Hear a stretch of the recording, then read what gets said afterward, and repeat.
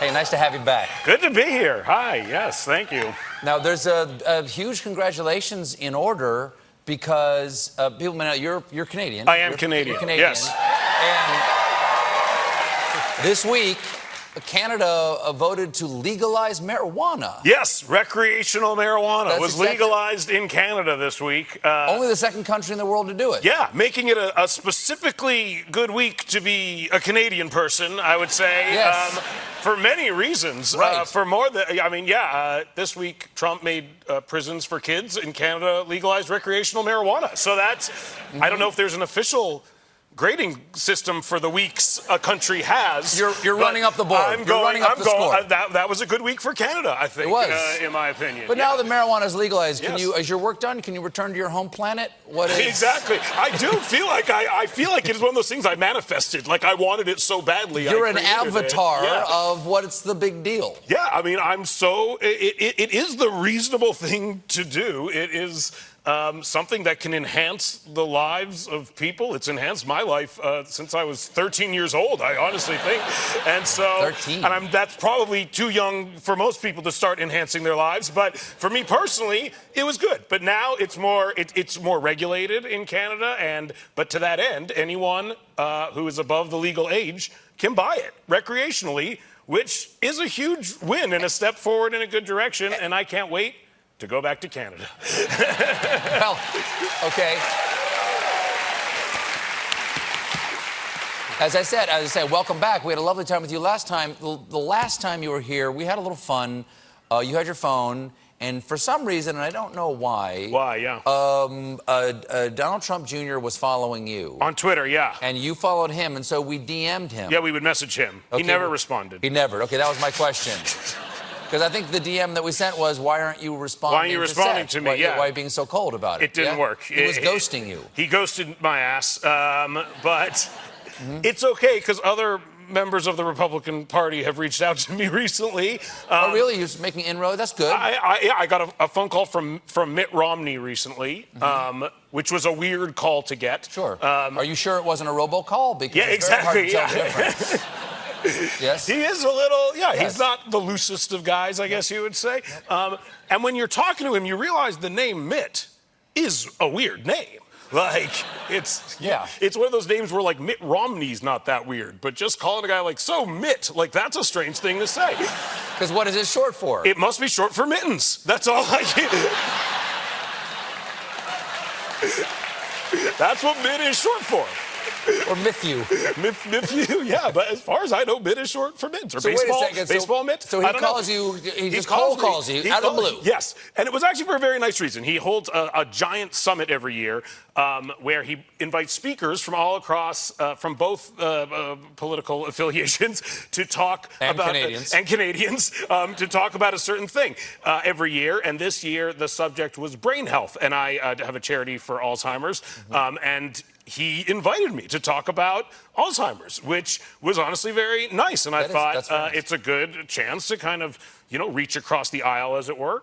And so I went there, and almost all the attendees were Republican people. Sense. Yeah. And so I'm okay with that. But I didn't know how I would react, honestly, in every situation. So I was put into a bit of a pickle, wherein at one point, two very young, very young white teenage men. Think how white they were if I noticed how white they were, because I'm white. You're so Canadian. yeah, I'm Canadian. Yeah. We're the whitest people, and so they asked to take a picture with me. They're maybe like 16, 17, and fans, very nice fans, clearly fans of mine.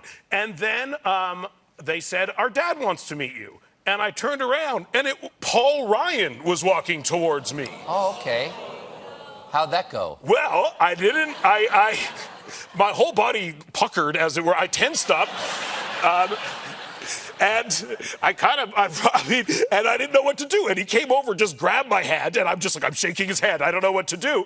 And he said, "Can I have a picture with you?" And I look over, and his kids are standing right there, expectantly, clearly fans of mine. And I said, "No way, man."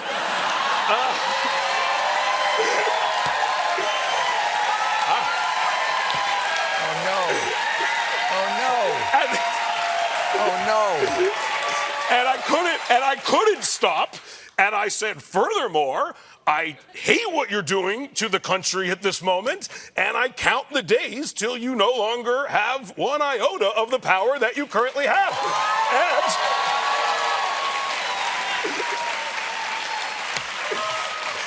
And I look over and his kids are still standing right there.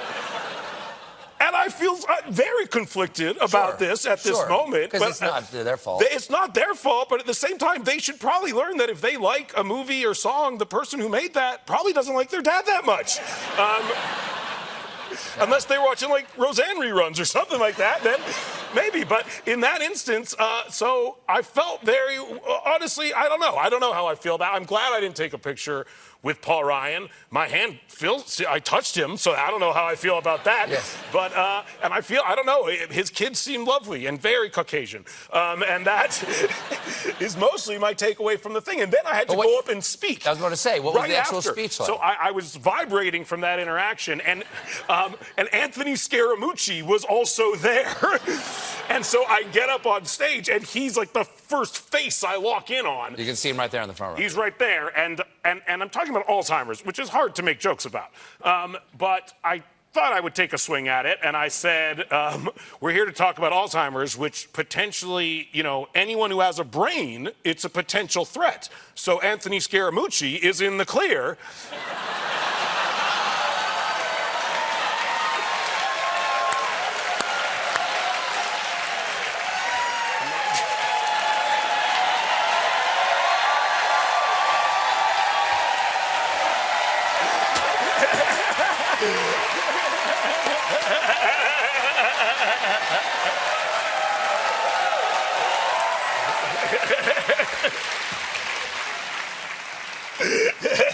Let's not get carried away. And then what's funny is the next day, I did not speak to Anthony Scaramucci. I got off the stage. At all? You didn't? No. No photo or anything? No. And so I left. And the next day, I got a call. My talent agent called me and said, I just got a call from Anthony Scaramucci. He said he met you at this conference, that you really hit it off,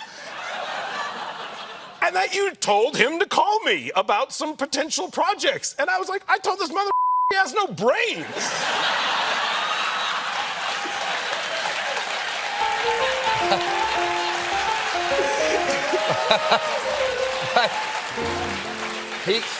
But he couldn't remember that you said that. Yeah, he didn't know. He has no brain. He has no brain. He has no brain. It's why I fell into my own trap logically there. Oh, okay. Eventful week. But glad you went. Glad you went. I'm glad I went. Excellent. I met, good. Yeah, many interesting, smart doctors aside from Anthony Scaramucci. Yeah. I want to thank Mittens for inviting me. We have to take a commercial break, but don't go away, because when we come back, I want to ask you about the president's trip to North Korea, because you know something about that. We'll be right back with Seth Rogen, everybody.